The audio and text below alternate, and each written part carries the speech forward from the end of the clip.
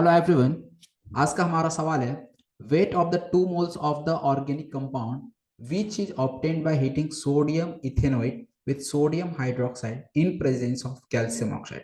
तो देखो ये जो क्वेश्चन है ये आपका मैं बोल सकता हूँ कि ऑर्गेनिक केमिस्ट्री और फिजिकल केमिस्ट्री मोल कॉन्सेप्ट दोनों का एक तरह से मिक्सचर है। तो चलिए यार देखते हैं कि इस सवाल में हो क्या रहा है।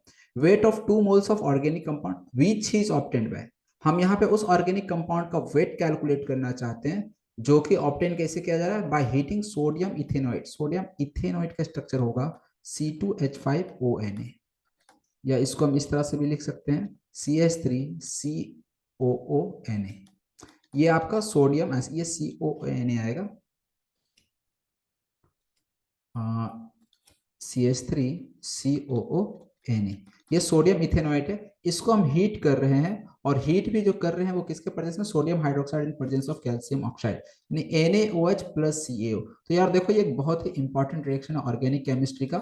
ये आपका सोडा लाइम मिक्सचर कहलाता है, सोडा लाइम मिक्सचर कहलाता है। और इस रिएक्शन का नाम होता है डी कार्बोक्सिलेशन रिएक्शन।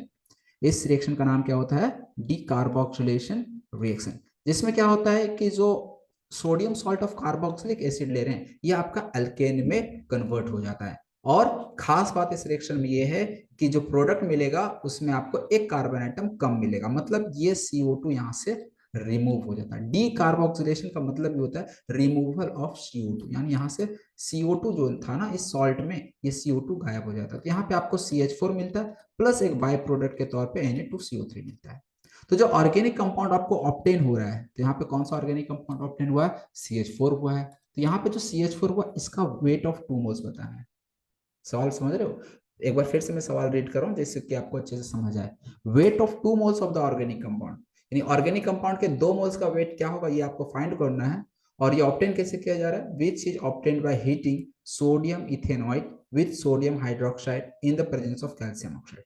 तो यहाँ पे क्या हो रहा है, सोडियम इथेनॉइड को हीट किया गया in the presence of soda lime mixture हम बोल सकते हैं। तो इस तरह से जो CH4 मिला इसके टू मोल्स का वेट क्या होगा ये बताना है। तो टू मोल्स का वेट बताना है, तो N इक्वल टू W/m होता है, वेट बाय मॉलिक्यूलर वेट। तो W इक्वल टू क्या हो जाएगा, N into A, moles into molecular weight. Moles कितना है यहाँ पे, तो टू मोल्स सीधा सीधा आपको दिख रहा होगा, ये 2 इंटू मॉलिक्यूलर वेट, CH4 का मॉलिक्यूलर वेट कितना हो जाएगा 60। तो इस तरह से W इक्वल टू कितना हो गया 32 ग्राम। तो जो two moles of organic compound का जो वेट बोला जा रहा है, तो इस तरह से हमारे पास जो आंसर आ रहा है वो है 32 ग्राम। तो ऑप्शन के अकॉर्डिंग आपसे जो सेकंड ऑप्शन है 32 ये करेक्ट हो जाएगा। तो क्वेश्चन सिंपल था, बस थोड़ा सा ऑर्गेनिक केमिस्ट्री और फिजिकल केमिस्ट्री को मिक्स कर दिया गया था और इस सवाल में कुछ हार्ड नहीं था। और मोल कॉन्सेप्ट जो भी यूज हुआ वो भी बड़ा ही बेसिक सा एक formula N equal to W/m, जो कि मोल्स में सबसे पहले हम लोग यही पढ़ते हैं। तो चलिए उम्मीद करते हैं ये सवाल आपको समझ आई होगी। Thank you for watching video.